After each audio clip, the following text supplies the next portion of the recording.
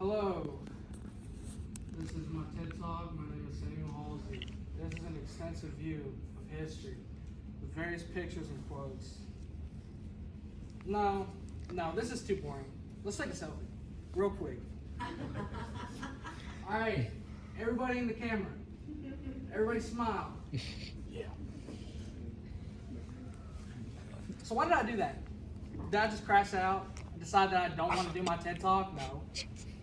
In fact, I'm very passionate about it, as well as history in general. The reason I did that is because I wanted to compare to a man who lived 200 years ago. This is Robert Cornelius. He was raised in Pennsylvania and took the first selfie in 1839 with a homemade camera he built himself. Now, if you look really closely, you might actually be able to see him. But here's the thing. What's the difference between his selfie and ours? Well, as you can see, the clothes that he's wearing are different. He spoke differently, obviously, than we do today, and the quality of the photo is worse. So, what does this mean? To me, it means we've only changed in two ways: technology and communication. So how have we stayed the same? Let's look at a quote. "Nothing is ever really lost to us as long as we remember it." L.M. Montgomery. So what does this mean? To me, it means people can live forever. Their images can be self-preserved. Now, I quote Freddie Mercury, who wants to live forever. Show of hands. All right. What about our Stone Age participants? Looks like they did. This is Cueva de los Menos. Translates to Cave of the Hands and was dated to 13,000 to 9,500 years ago.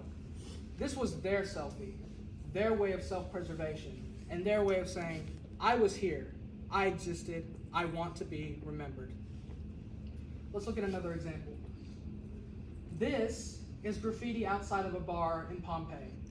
It says, "We two dear men, friends forever, we're here. If you want to know our names, they are Gaius and Aulus, 0 to 79 AD. So, how is this any different than writing on the bathroom stall of a gas station, Brooks was here, so was Red, Cody was here, Trentius Neo was here.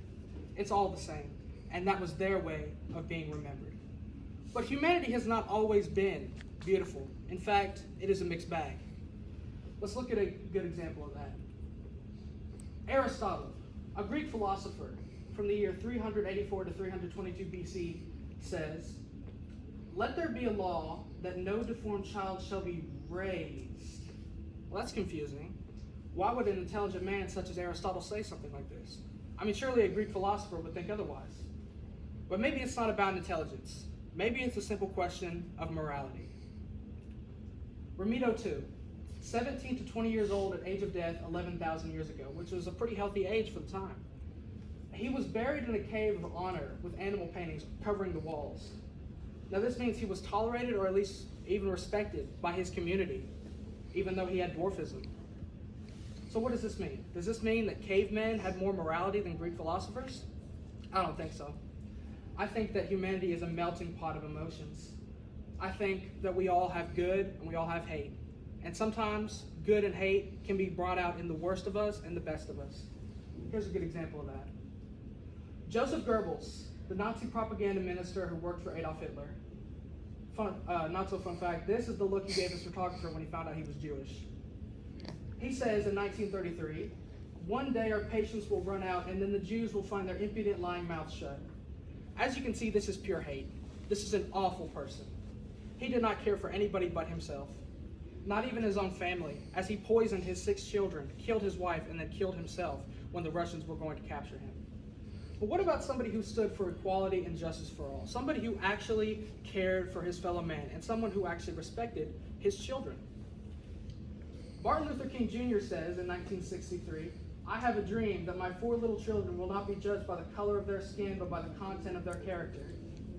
So, we have 2 people separated by 30 years of the same species saying completely opposite things.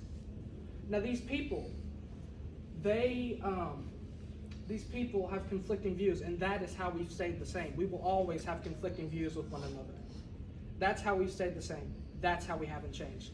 However, how have we changed? Let's rewind back to my first point: technology and communication. This is a complaint tablet to Ea Nasir, a man who sold copper 3,775 years ago. It says, "What do you take me for, that you treat somebody like me with such contempt?" Now, as you can see, how is this any different from a Yelp review? Besides the technology and the use of a clay tablet as opposed to a smartphone, and the way that we speak, because let's be real, nobody actually talks like this anymore. One last example for our makeshift history class. Computers, 1945 to today. So, computers are a really good example of how we've changed in technology and communication. As you can see, they've gotten smaller and more powerful, but the communication has changed as well. For example, encoded messages became code, and code became text messages, emojis, and selfies. Kind of like the selfie that we took at the beginning of this TED Talk. Seems like forever ago, doesn't it? Well, I want to leave you off with one last thing. All these people wanted to be remembered. Their images self-preserved, and they wanted to